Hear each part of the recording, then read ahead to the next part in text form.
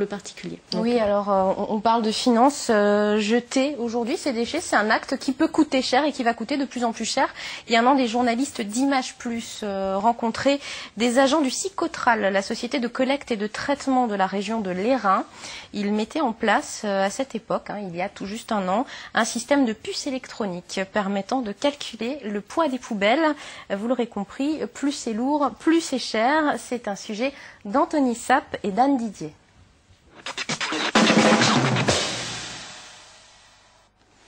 Là voilà la puce. Et elle calcule quoi, cette puce? Elle correspond au code de la poubelle et elle calcule le poids. Pour la mise en place d'une facturation individuelle des ménages, facturation relative au traitement, transit et transport des déchets. C'est une idée qui est née en Bretagne. Elle est reprise aujourd'hui par le Psychotral, le syndicat intercommunal de collecte et de traitement de l'Airain, qui touche 3 cantons, Darney, Dompère et Montureux, 13 000 habitants et 65 communes. L'intérêt, c'est de faire en sorte que ceux qui trient les producteurs de déchets ménages, entreprises, artisans, commerçants, ceux qui trient bien paient moins bien ou qui ne trient pas du tout. Et ensuite préserver l'environnement, polluer moins parce que les déchets résiduels qui sont dans ces poubelles sont soit incinérés à Rambervillers, soit enfouis à Ménarmont aujourd'hui. Et donc ces enfouissements et ces incinérations, même avec les systèmes de protection qu'on a, continuent à polluer et représentent des menaces importantes pour la santé et l'alimentation en eau des Vosgiens. Monsieur, bonjour. Nous sommes le Psychotral pour poser une puce sur votre bac. Oui. L'idée est donc de rentabiliser les tournées de concernés à réduire par le tri le poids de leurs déchets ménagers. Mais mauvaise langue que nous sommes, on a tendance à penser que les familles auront vite fait de se débarrasser de leurs ordures dans les poubelles de leurs voisins ou les communes limitrophes. Nous aurons la possibilité de contrôler les productions de déchets tournée après tournée, mois après mois, pour voir ceux qui mettent peu ou pas du tout de déchets. Donc on iront les interroger pour savoir où ils les mettent. Est-ce qu'ils les mettent dans la nature, dans celle du voisin ou dans celle d'autres collectivités plus loin. À voir début 2008, lorsque le nouveau camion de collecte commencera à peser les bacs, s'en suivront quelques mois de tests, puis la facturation au poids deviendra effective dans le secteur de l'Airain. Une démarche plus difficile à mettre en place sur une commune comme Épinal, avec un nombre d'habitants 70 fois supérieur et de nombreux collectifs. Mais là non plus, on ne perd pas de vue cette priorité qu'est la réduction des déchets à la source. La réduction des déchets à la source, une priorité, on l'a dit. Pour l'instant, le ne facture pas encore les déchets des habitants de l'Airain. La première note est prévue en janvier 2009. Que pensez-vous de cette action? Moi, je suis très dubitatif sur le...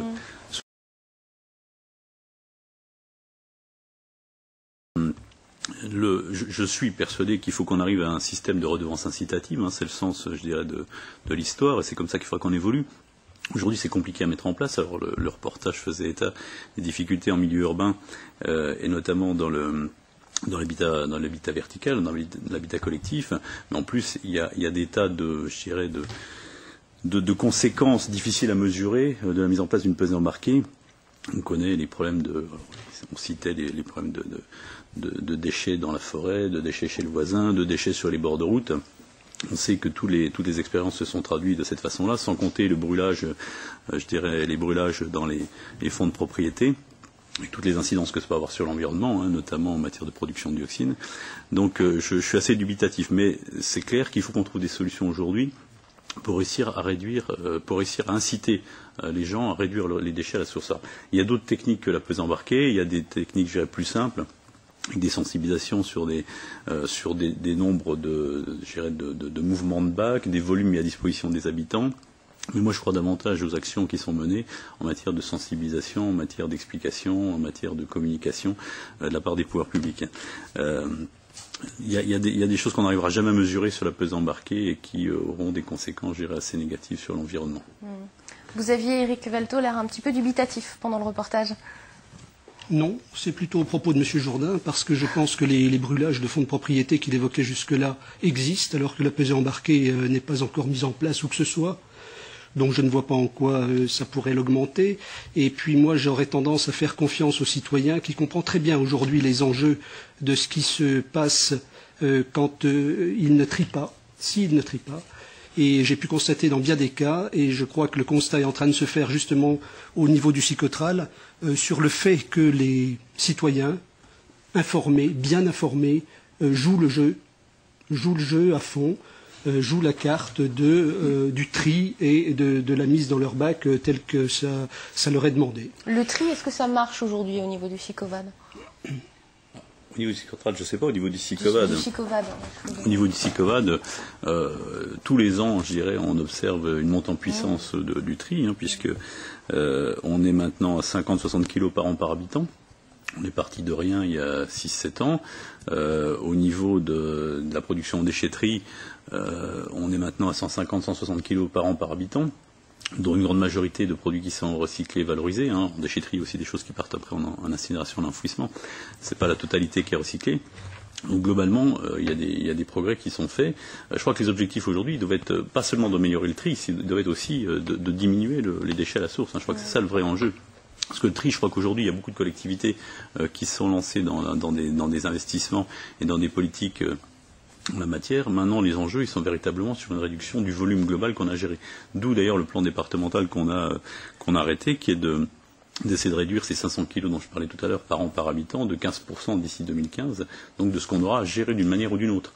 15% de moins, sans pour autant, je dirais, remettre en cause les efforts qui ont été faits en matière de recyclage, puisque notre objectif, c'est de réduire également ce qui sera le résiduel, donc destiné à l'incinération ou l'enfouissement, de 30%. Donc, mais on peut dire qu'aujourd'hui, toutes les collectivités qui ont mis des politiques, qui ont mis des moyens, surtout en matière des moyens techniques, mais aussi des moyens en matière de communication, ont des résultats en matière de recyclage, en matière de valorisation. Et maintenant, c'est véritablement sur la réduction à la source qu'il faut faire des efforts. Très concrètement, Nadia, comment on fait pour réduire les déchets à la source, quoi? Où est la solution? Il n'y a pas une solution, il y a plusieurs solutions.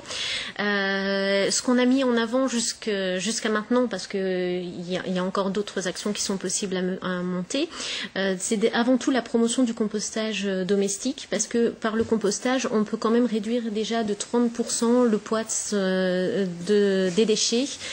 Savoir que tout ce qui est déchets de cuisine, déchets de jardin, ça représente quand même une bonne part de notre poubelle. Donc en fait, le compostage, on met en avant aussi qu'il n'y a pas que l'intérêt par rapport à la réduction des déchets, mais c'est aussi tout un intérêt par rapport au cycle de vie, de respecter le cycle de la nature en refaisant un engrais naturel plutôt que d'utiliser des engrais chimiques. Oui, d'accord, mais je vais vous dire, je vis en appartement en ville. Comment je fais mon compost? Et je le mets où? Alors pour les appartements, c'est sûr qu'après c'est beaucoup plus difficile à gérer. C'est possible, on peut faire du lombricompostage avec un petit lombricomposteur à la maison. Après, ça demande aussi à désinhiber certaines réticences. Mais si on a déjà touché tous les foyers qui sont en habitation individuelle, quoi, qui disposent d'un terrain extérieur ou ne serait-ce que d'un balcon, ça fait déjà une bonne part de la population qui aurait énormément réduit leurs déchets. À part le compostage, on peut faire quoi de ces déchets? Alors après, au niveau des déchets fermentescibles ou des autres déchets? Des déchets en général, je veux dire, on parle du tri, mais on trie